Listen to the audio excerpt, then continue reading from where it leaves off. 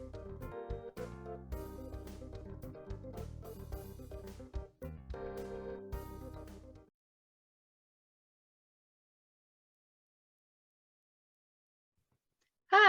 we're here today with Robert Johnson, who is the co-owner of a Better Way Counseling Service.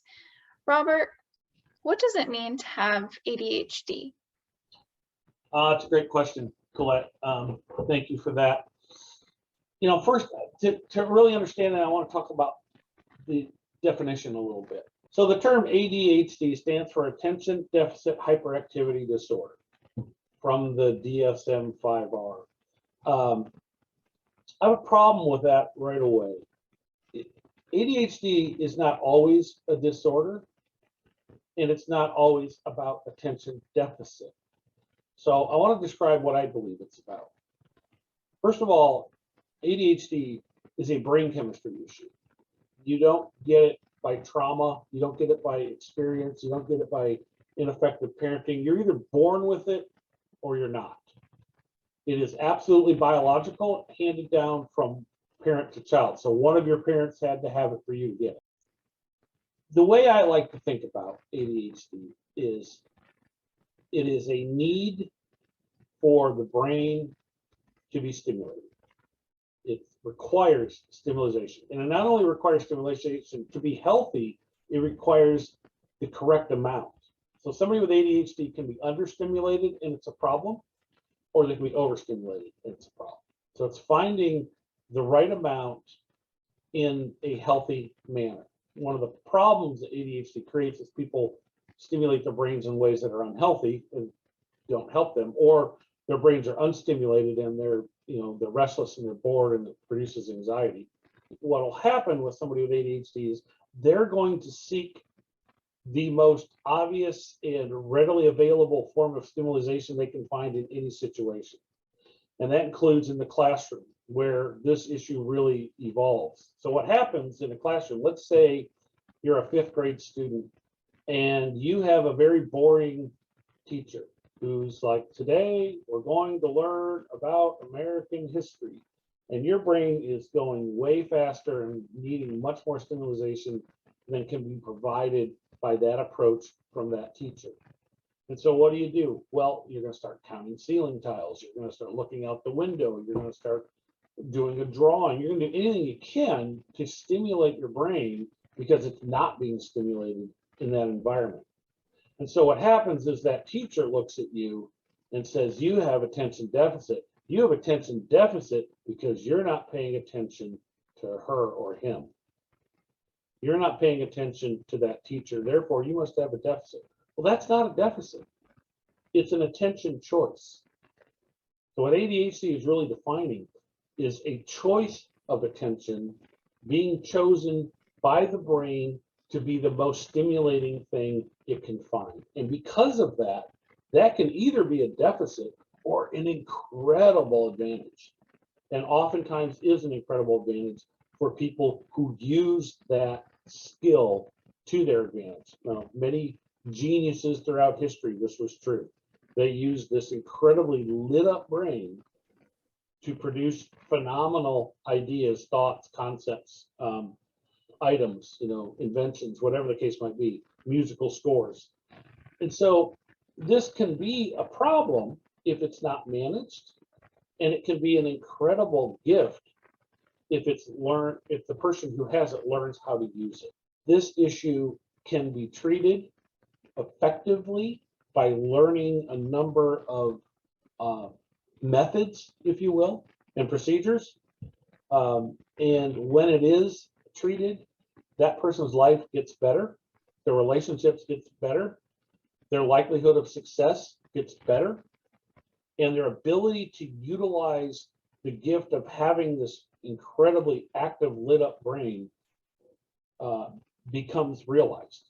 I actually created a documentary called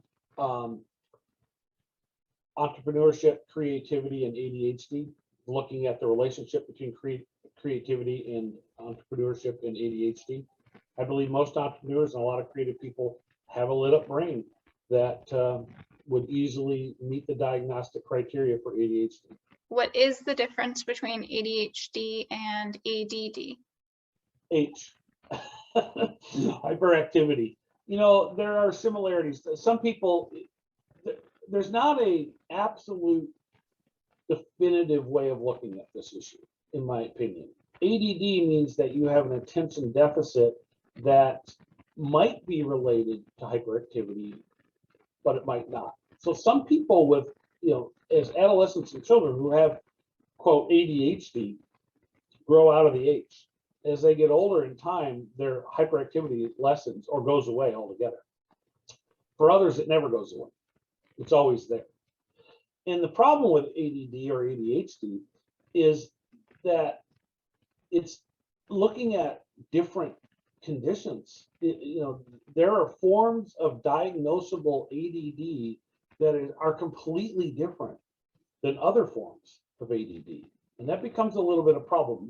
There's this form that is that does break down a little bit by gender.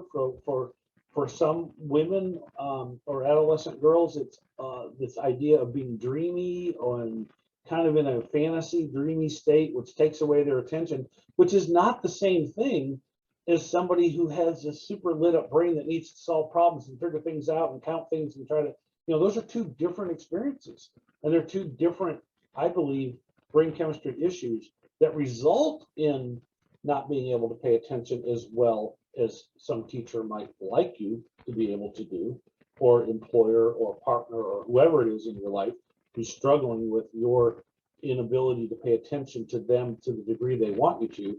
But they're coming from very different sources, in my opinion. And there's a number of conditions like that. I have a good friend. I'm certain he has ADD. He's not hyper at all, super calm, super relaxed person, and is changing jobs and changing cars and changing situations, and you know, he's doing all kinds of behaviors that somebody with ADHD would do. He's just not hyper.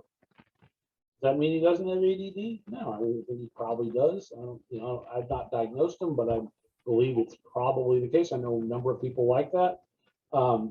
In my situation, I certainly am a person with ADHD. My hyperactivity, I'm 63 years old, hasn't gone away at all.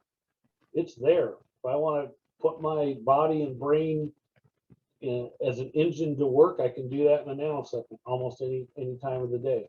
I can use it to my advantage, and it certainly can get in the way of things that are problematic for me, but I have learned how to farm out what I don't do well and take on the things I do. So this is just a little blurb on what I believe ADHD is. There's a lot more information out there. I encourage you, if you're thinking about this, look up questionnaires online, talk to a therapist if you think you really want to dive into the treatment of this. We have a free PDF flyer that I've created called 14 Things You Can Do to Treat ADHD Before Meds.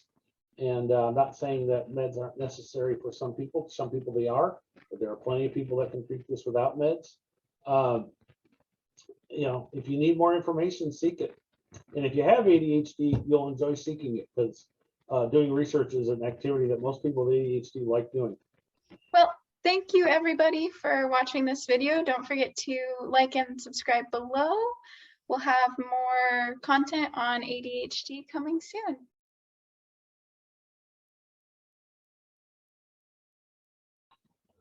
Hello, my name is Robert Johnson, and I am the co-owner here at A Better Way Counseling. It is important to be skeptical of any mental health information you receive online, and that includes our information. Please consider the source. All our counselors are either licensed counselors, supervised associate licensed counselors, or supervised student interns. As for my credentials, I am a licensed mental health counselor with over 40 years of experience in the field. My licensure requires ongoing trainings and workshops every year. I either supervise, train, or consult with approximately 25 therapists every week. Finally, any video training is not a substitute for interactive counseling. If you believe you need counseling help, seek out a professional you can talk to directly whether that is in person or via telehealth sessions. Thank you.